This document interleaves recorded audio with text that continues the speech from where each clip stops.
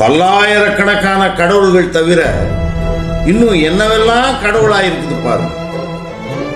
மாட்டு சாணி முதல் மாடு, குதிரை, எருமை, குரங்கு, பெருச்சாளி, கழுகு, காக்கா, பாம்பு, மரம், செடி, கல்லு, மண்ணு, உலோகம், காகிதம், இன்னும் பல ஆபாச உருவங்கள்லாம் கடவுள்களாக வணங்கப்படுது. விலங்குகளை, பறவைகளை, பாம்புகளை கடவுளாக பார்க்க தெரிஞ்ச மனுஷனால சக மனுஷங்களை மனுஷனா கூட பார்க்க தெரியல. கடவுளே இல்லை, கடவுள்னு சொல்லி ஒன்றுமே இல்லை.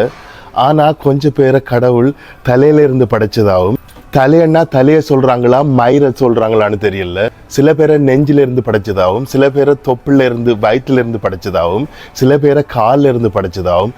இதில் எல்லாத்தையும் விட கொடுமை என்னென்னா, கொஞ்சம் பேர் தாங்க நெருப்பிலேருந்து வந்தான்னு சொல்லி கொண்டு தெரியுது. லூசு பைத்தியங்கள். எப்பட்றா நெருப்பிலேருந்து வர முடியும்?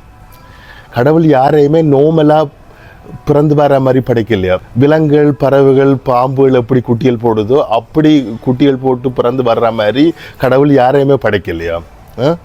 சிங்களவங்க தமிழங்களை பார்த்து நாயன்னு சொல்கிறாங்க, மலையாளியும் அதே தான் சொல்கிறாங்க, ஹிந்திக்காரங்களும் அதே தான் சொல்கிறாங்க. தமிழங்களை சக மனுஷங்களாக பார்த்தா தானே நம்ம சுற்றி உள்ளவங்களும் நம்மளை மனுஷங்களாக பார்ப்பாங்க. திருந்துங்க. ஒரு பெரியார் இல்லை, 1000 பெரியார் வந்தாலும் உங்களை திருத்தவே முடியாது.